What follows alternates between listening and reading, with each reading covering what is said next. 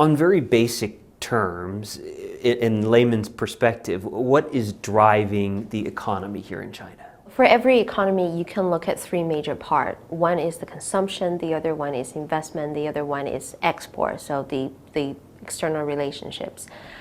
For China, the consumption is about 30% of its economy. Investment is the bulk of it, it's 45% to 50% of it. And export is about 35% of its total economy. There is a lot of investment, there's not a lot of consumer spending. Is China's economy lopsided? China's economy is no longer on an easy ride, if we could put it that way. Now, China was producing a lot and exporting a lot, and its wages were a lot cheaper compared to many other countries. So there was a whole wave of Chinese economic development along that. Fueled by inexpensive cost of making things here and exporting them.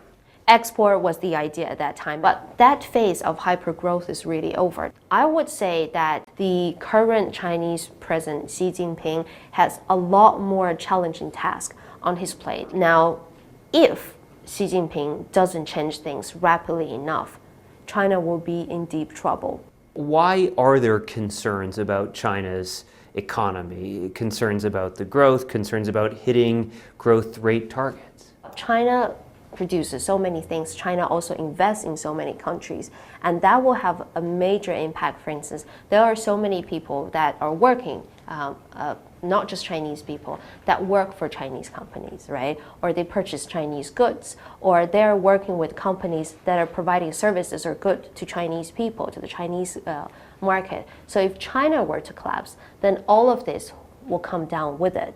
China has used construction as a way to fuel the economy, building big apartment buildings, big infrastructure projects.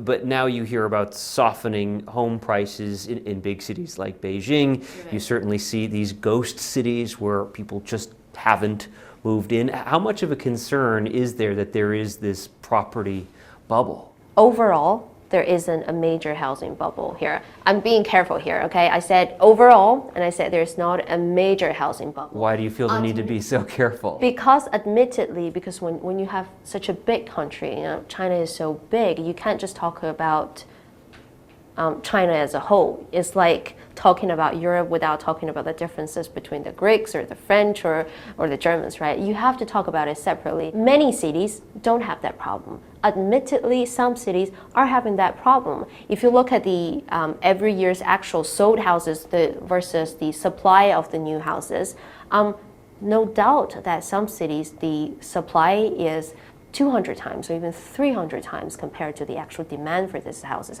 That's why I'm being so careful. What's fundamentally problematic in China's economy? Why the fear? Why the concern? Stability is really the key word for China, apart from all the economic growth. The thing is, now if you look at a standard labor economic model, we know that a certain level of economic growth, GDP growth, would equal to a certain level of job creations. Now, if you will have a large number of unemployment, that is a disaster. Ultimately, China, more than anything else, the Chinese Communist government is worried about instability. Stability, yes. So keeping people working, keeping people employed is keeping people working, paramount. Keeping people happy, yes.